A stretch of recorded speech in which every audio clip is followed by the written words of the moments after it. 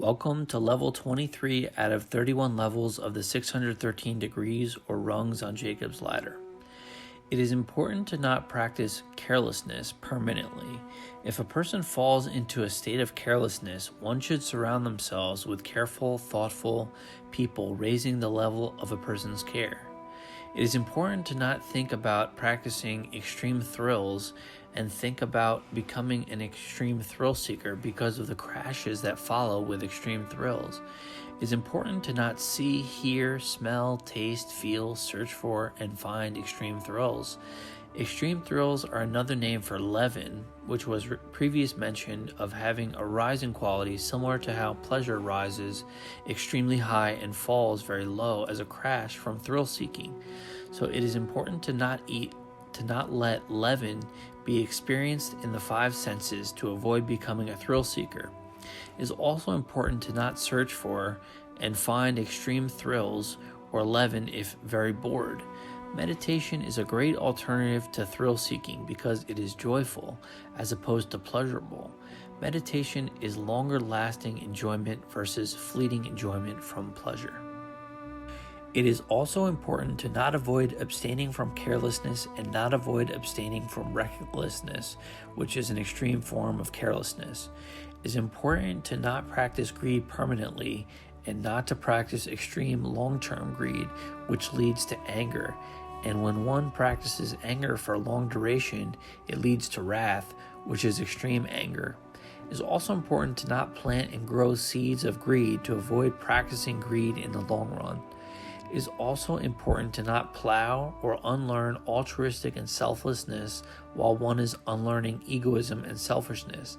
It is also important to not sow altruistic and selfless seeds or desires while sowing egoistic and selfish seeds or desires. Lastly, it is inappropriate to reap or enjoy altruism and selflessness with egoism and selfishness.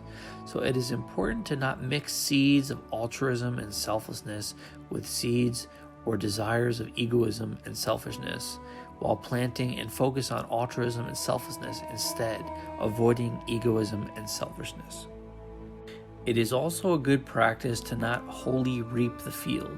Reaping the field is reaping the fruits or grains of one's labor or enjoying the grains or fruits of one's labor.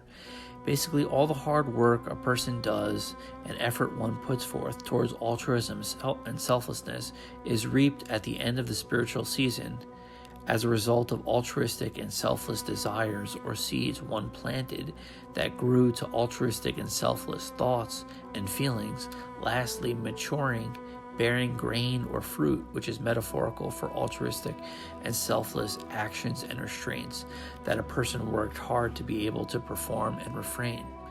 These altruistic and selfless actions and restraints are what gives us joy from seeing others happy from our good deeds we perform and the bad deeds we refrain from. So reaping the harvest is to take the enjoyment of joy from those actions and restraints. It is good practice to not wholly reap the field because it is good to save some joy for a rainy day when one feels sad. On a metaphorical rainy day when one is feeling depressed or sad, they can recall the memories of performing altruistic acts and refraining from selfless restraints, causing much joy and happiness. This cheers a person up when they feel sad.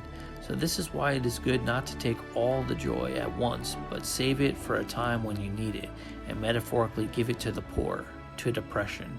When we feel depressed, it is appropriate to use this enjoyment and enjoy the fruit or grain of one's labor called joy.